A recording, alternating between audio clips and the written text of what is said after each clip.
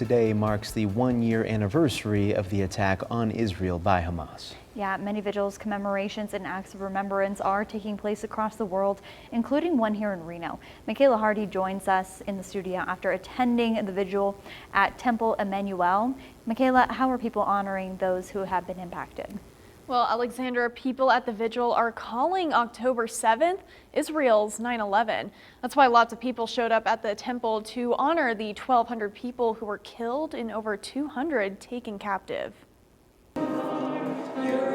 Throughout the vigil, people were singing, saying prayers together, and listening to the rabbi as he helps the community mourn family, friends, and loved ones.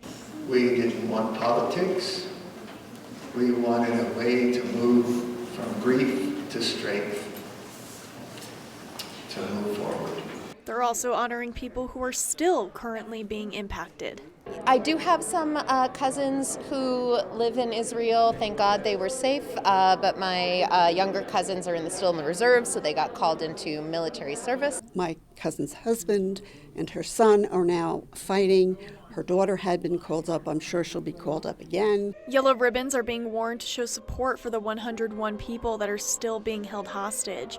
Frank says since this attack, the Jewish community has been facing anti-Semitism a lot more often.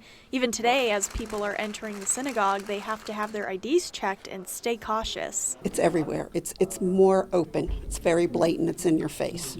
However, at the same time, some people in the Jewish community say they feel our local community as a whole has been working hard to provide lots of support. When we've had some events, the local police and I guess the state police have been there to show support. I wouldn't say protect, that seems a bit strong, but when I see them. We've really pulled together and supported each other through this. And they are encouraging people to continue their support in fighting anti-Semitism by simply showing kindness and respect to one another. Covering the story, Michaela Hardy, 2 News Nevada.